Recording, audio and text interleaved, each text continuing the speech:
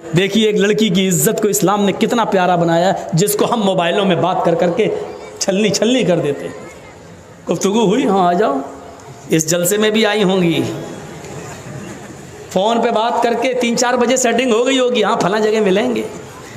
आज तो तुम्हारे पापा भेज ही देंगे जलसे के नाम पे, कौन रोकेगा। तुम हंस रहे हो, ये रोने का मकाम है, रोने का।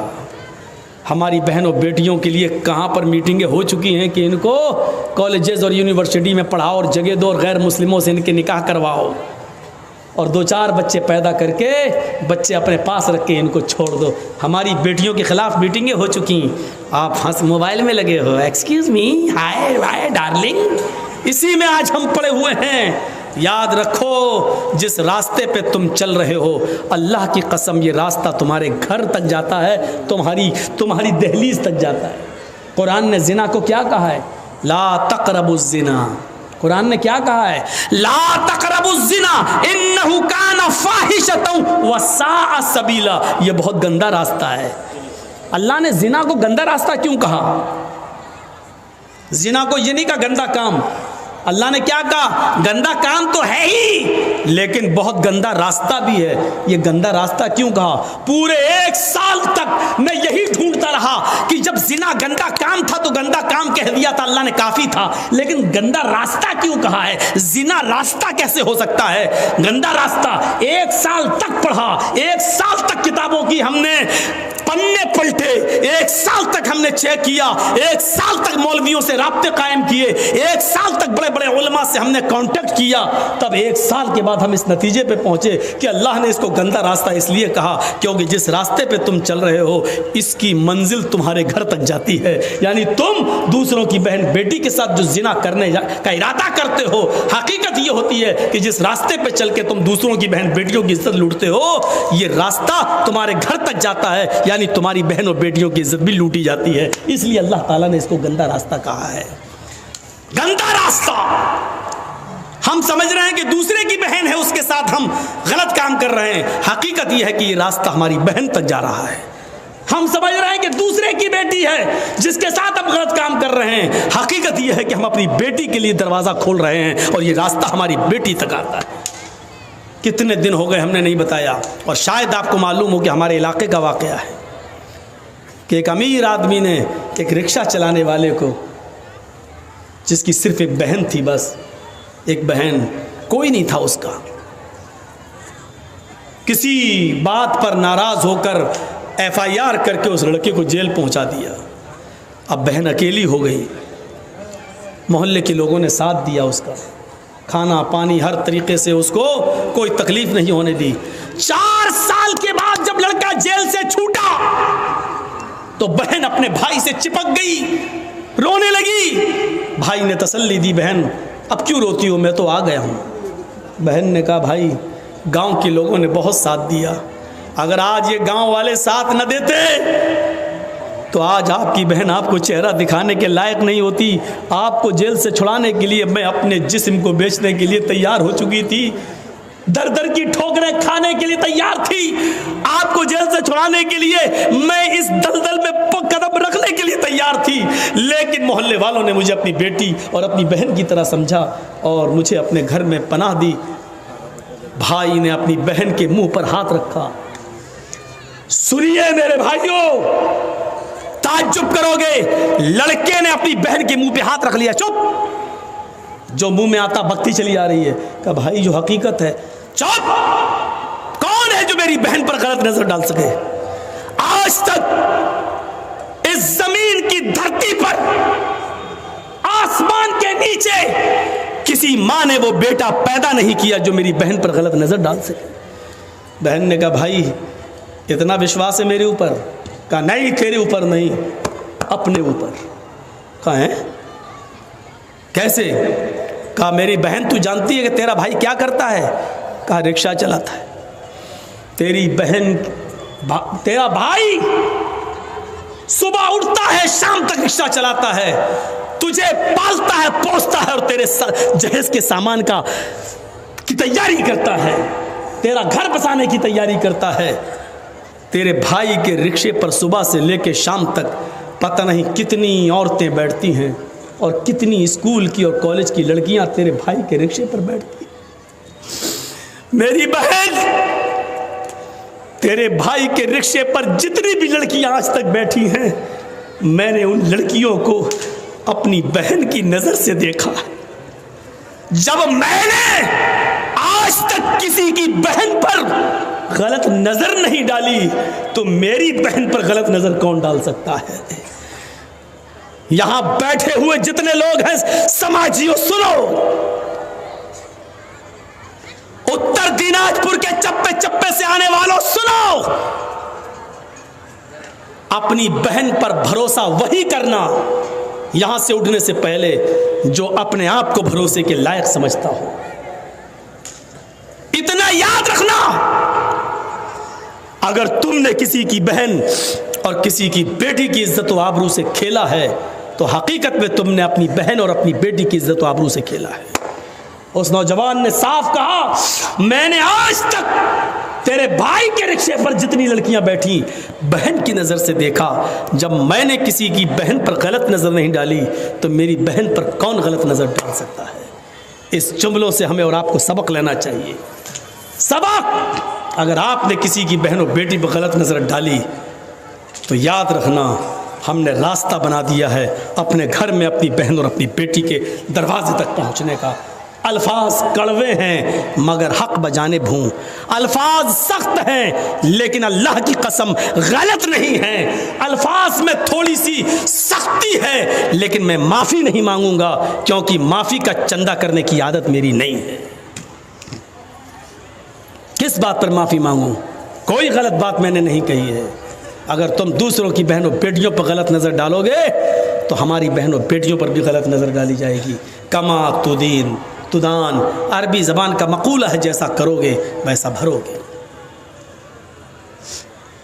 ये हालात है, ये सूरत हाल पैदा हुई। एक जहेज की लानत हम ख़त्म नहीं कर पा रहे हैं। अकेले मोहम्मद रसूलुल्लाह ने कितनी बुराइयों को ख़त्म किया है। शराब मक्के में बह गई, जुआ ख़त्म हो गया, और अमन व अमान ऐसा कि आज भी सऊदी अरब के अंदर अगर 5 रियाल और 10 रियाल भी पड़े हों तो डर से कोई उठाता नहीं है। अगर उठा लेंगे, कैमरे में रिकॉर्ड हो गया तो कहीं मेरा हाथ ना काट डाला जाए। आज भी अमन व अमान और शांति का ऐसा गहवारा बन गया है हमारा अरब मुल्क। आप गौर कर रहे हैं? मदरसे चलाइए, अल्लाह आपके इन मदरसों को दिन दूनी और रात चौगनी तरक्की अता फरमाए। इनसे उलमा और हुफ़ाज़ का एक ज़ख़ीरा निकाले, और बारिलाह इन उलमा और हुफ़ाज़ को चप्पे चप्पे में भेजकर इनसे दीन की खिदमत ले ले। लेकिन सुनो, हमें समाज की बुराइयों को खुद आगे बढ़कर दूर करना होगा। क्या आपने किसी मौलाना को ये पावर दिया? सिर्फ इतना पावर है कि जर्जी साहब यहाँ कुर्सी पर बैठे हो, 1.5 घंटा 2 घंटा जितनी देर बोल रहे हो, बस यहाँ पर जो चाहो बोल दो।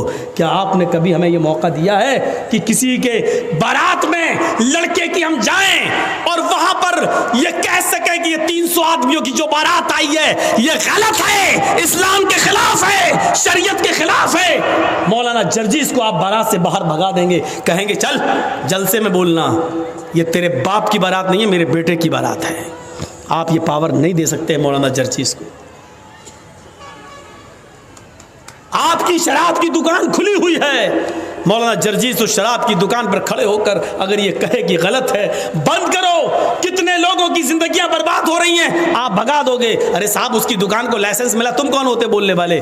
साहब हराम है ये, साहब जलसे में बोलो, जुमे के मिंबर पे बोलो, खुतबे में खड़े होगी, यहाँ क्यों बोलो? भागो, तुम्हारी गलती है, आप मौका नहीं देंगे। हज़रत उमर फारूक ने एक आदमी को देखा, वो आगे आगे जा रहा है और उसका ये पैजामा टखनों से नीचे है। ये टखनों से नीचे जो हम कपड़े पहनते हैं ना, नमाज पढ़ी ऊपर कर लिया बस, और नमाज पढ़ने के बाद फिर निकाल दिया, फिर टखने से नीचे गिर रहा है। ये टखने से नीचे वाला हिस्सा जहन्नम में जलाया जाएगा। टखना है ये, इससे ऊपर पहनना है यहाँ, इससे नीचे वाला हिस्सा तकब्बुर की अलामत है, तकब्बुर की। साफ कह दिया कि नीचे जितना भी पैजामा या लुंगी आपकी लटक रही होगी, उतना हिस्सा काट कर आपका जहन्नम के अंदर जलाया जाएगा। और हदीस अल्लाह के रसूल की है कि अल्लाह ताला क़यामत के दिन उन 3 लोगों पर रहमत की नज़र नहीं डालेगा। उन 3 लोगों में एक शख्स ये भी शामिल है जिसका पैजामा या लुंगी टखने से नीचे लटक रहा होगा। हज़रत उमर फारूक ने एक आदमी को देखा कि उसका पैजामा टखने से नीचे लटक रहा है, तो दूर से आवाज़ देते हैं, उसने नहीं सुना। आपने फिर जोर से आवाज़ दी, अहाइस अंता या रजुल। उसने पीछे मुड़ के देखा कि हैं हज़रत उमर आ रहे हैं। जी जी क्या? अहाइस अंता, अरबी के जुमले देखिए। हज़रत उमर ने क्या कहा? अहाइस अंता, क्या तुझे महीना आ रहा है? महीना समझते ना, लेडीज़ को जो पीरियड आता है, जो एमसी होती है, महीने में चंद दिन उनको जो ब्लड आता है। तो हज़रत उमर ने उस आदमी से कहा, अहाइस अंता, क्या तुझे पीरियड आ रहा है? वो क्या इधर उधर देखने लगा है, किससे कह रहे हैं? अमीरुल मोमिनीन किससे कह रहे हैं? यहाँ तो कोई औरत नहीं जा रही है। कहा कि अंता कह रहा हूँ तब भी समझ में नहीं आ रहा है, तुझे कह रहा हूँ, तुझे पीरियड आ रहा है, महीना आ रहा है, एमसी हो रही तुझे? कहता मुझे? कहाँ? तेरे बारे में पूछ रहा हूँ। मुस्कुरा के कहता है, आपका दिमाग सही है। हल यही जुर रजुल, क्या मर्द को भी महीना आता है?